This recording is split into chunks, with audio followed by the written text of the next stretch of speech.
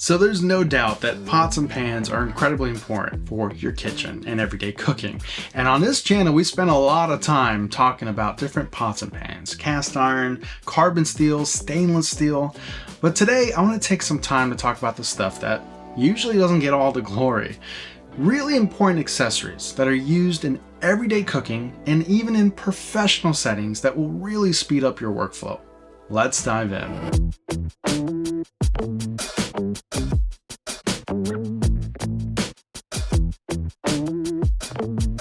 Everything that I'm going to mention today is going to be in the description of this video. You'll find links if you want to purchase it for yourself. They are Amazon affiliate links. I do get a small commission, but trust me, it's going to be very small. It's not like this video is sponsored or anything like that. I want you to keep in mind that this is just honest stuff that I use, honest opinions on stuff that will make your life easier. And then you can pick and choose what makes sense to you. Okay, so the first one is in fact thermometers. Now, there's many different thermometers out there. You can get fancy thermometers like this wireless meat thermometer by Combustion Inc. I'm not gonna really focus today on wireless meat thermometers, but if that's your thing, great. I have several videos on it. I actually recently did a video reviewing Combustion Inc.'s wireless meat thermometer, but also reviewing probably the most popular ones on the market and giving you guys my top 3. There's a lot of good ones out there, but today I want to take things down a little bit and focus on the core thermometer system, which is instant read thermometers. You can see that I have 2 featured today. Now, to be honest with you guys, between these 2 right here, the Typher lives in my kitchen. I use this all the time when I'm cooking stuff indoors on pan or in a Dutch oven or whatever. It has a great LCD screen. It's a very fast, super fast instant read thermometer, and I prefer to keep this inside the kitchen. It's also a little bit pricey, but really good quality. A great alternative is this one by Thermopro. It's kind of an old model. I think it's a couple years old. It's usually honestly outdoors in the rain, all the harsh elements, or under a barbecue cover, and it still works. It works great. It's great quality. You've probably heard people telling you before, get a thermometer, and it's true. Even in a professional setting. Realistically though, you're never going to be as accurate or as precise as a thermometer. And most chefs will keep one in their pockets. Usually it's ThermoWorks. ThermoWorks makes great instant read thermometers at a very expensive price, but they'll keep it in their pocket and they'll spot check things. And that's exactly how I use my instant read thermometers. If you're a beginner, having an instant read thermometer will get you to that expert level where you'll know by touch, by feeling, or some other method when your food's done. But until you can figure that out, you need a thermometer to kind of guide you. And even if you're good at that, it's still nice to have a thermometer to spot check things, right? So that's why I think an instant read thermometer is fantastic. I do use wireless meat thermometers and they definitely have their place, but for me they're more of a convenience, or if I'm doing something low and slow for a long time and I just want to glance at the app and do other things and kind of turn off my mind. But if I'm cooking and I'm in the zone, I'm pan frying something, maybe, pan searing a salmon or something like that, I will rely on my senses and I know when things are done, but then I'll whip out my instant read thermometer, do a spot check, and usually I'm like, okay, cool. I'm, exactly on track. It's perfect. Move it to the oven or whatever I have to do next. So definitely get an instant read thermometer. Okay, the second category is presses. Presses are incredibly important. You're going to be using these all the time. My favorite hands down that I use all the time is garlic presses. Garlic presses for me, besides my chef knife, are usually like right next to me. I'm always pressing in garlic for sauces, for meats, for marinades, and so forth. Yes, there's times when I will dice garlic or slice them depending on what I need, but the majority of the time I like to use presses. I like to use presses so much actually, garlic presses. I have two different sizes depending on how much garlic I need. So these are actually fairly cheap.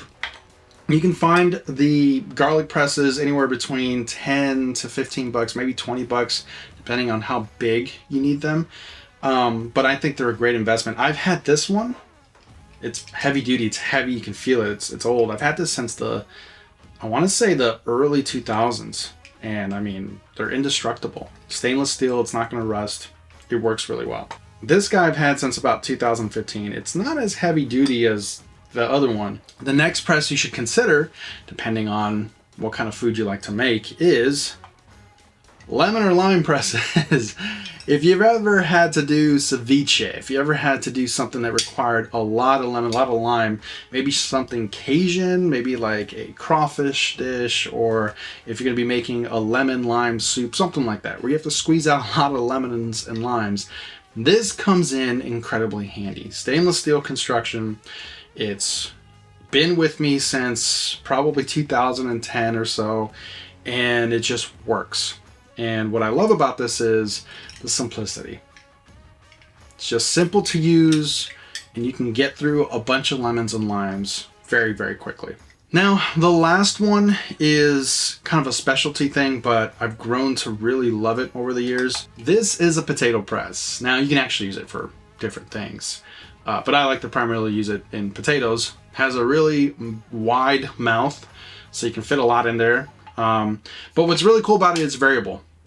So it has different settings for different presses. You can go really fine or medium, large, great, whatever. And this really changes the game when you're making something like mashed potatoes, for example. This one, I believe, is made by OxoGrip. OxoGrip is a fantastic brand. Highly recommend these. You can get them for about, I think I got this for 10 or 15 bucks. Really, really important to focus on presses. Slicers and dicers. Now, these are a little bit more specialized, but they really do come in handy. I'm going to talk about a very particular one first. Let's talk about this one. So this is a specialty dicer. It is primarily used for avocados. I'm going to be upfront with you guys. You don't need it, okay? You really don't need this. If you make a lot of avocados, a sharp chef knife will do just fine. However, I have became very skilled with this tool over the years, and now I can get through avocados really quick with it. I literally flip them over, cut them, get the core out, and then start dicing away with this. It doesn't really make clean, precise dices, so if I'm doing something that's a little bit more fancy or showy, I'm going to use my chef knife. But for quick work, this is perfect. Guacamole, for example, this is perfect, although you can just scoop it out with a spoon and that's going to do the same thing. But I like this. I wanted to include it as like a specialty dicer. If you want something a little bit different than a chef's knife for under 10 bucks or so, this is probably worth considering. And it's made by OxoGrip, and OxoGrip makes fantastic things. This one, on the other hand, this one's made by Mueller. This is very cool. We've had this for years. This is a press dicer. There are different inserts that you can use. They're very sharp, so be careful when you're cleaning it. But basically, you put whatever you want in here. Tomatoes, onions, jalapenos, whatever, cucumbers. Press it down. You have a bin that stores everything for you, and now you're just collecting different diced vegetables or whatever that you need. Again, you do have different inserts, so you can go coarse, you can go medium, you can go fine, whatever it is that you particularly want, julienne and so forth. And the bin is fairly large. We use this all the time for ceviche. When we are doing the cucumbers, the jalapenos, the tomatoes, the onions, this thing has been gold. And to be honest, we probably dedicated this unit just for ceviche, but there's times when I'm doing like a salad for a large party, or if I'm doing soup or whatever, we usually just take this out. It's just so much easier just to press things in. I'll be done in like 5 or 10 minutes. You can do the same thing with a chef knife. Again, it's not necessarily required, and you're still going to have to use your chef knife because you have to cut everything to fit this very small opening. But once you kind of prep all that, you just give them quick slices and you use this, it really does just save you so much time. I like this unit a lot. Here's a couple of caveats though. It is extremely hard to clean. Be careful when you're cleaning the actual cutting side or the cutting inserts. And then they're really hard to like get in there and get them out. So as soon as you're done with it, wash it, at least this part. The other thing is this opening is very, very small. I wish they would have had a larger opening here so you can fit more, but then that would increase the overall, size of the unit, the footprint of the unit. I'll put a link of whatever I find below that I think is comparable and that I think is good. Highly recommend these guys. I really, really love them. One last thing to talk about is wand mixers or frothers, and of course stick blenders. Now these are kind of in the same category just for different things, right? One blends, one mixes or froths. You're probably gonna need one of these or both of these or whatever. Now let's talk about this real quick. This one is battery operated. It is made by Tyfer. Tyfer's a great brand, and it also just takes regular AA batteries. The battery lasts a really long time. Comes with this nice stand. It only comes with one attachment, but what's really cool about this guy is a variable push button. A gentle push will give you a gentle froth, and it goes down really, really slow or at really low speeds, and then full blast. So you can see it gets pretty fast. Now, if you're like me and you have kids, you'd appreciate this guy. My kids always want chocolate milk. So being able to use this, froth up the milk, or just mix in the powder, it does wonders, right? It's perfect for that. But it's also good for cocktails if you want to, use it for cocktails or even for your coffee, just to give your cream a little bit more texture or milk and so forth. Highly recommend this guy. I think it's a little pricey compared to the other ones. The other ones are very cheap and I hated them. I think this one was like 15 bucks, but I think it's worth it. It's made by Tyfer. Real quick, we had another one, and this is an example of like another attachment that you could use with these frothers.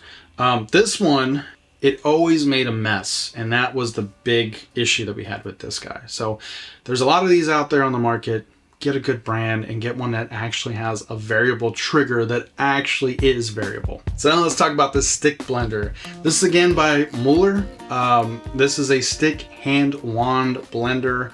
We use this when we don't need a full-size blender. So I love using this when I'm making, for example, like tomato soup. Perfect for tomato soup. Or if we're doing like a fruit puree, right? Or if we're doing maybe salsa. It is variable. It has this little variable dial. It's not as sensitive as the Tyfer push button dial, so that's the one con that I have for it, but it has a turbo mode that really does crush ice and things like that.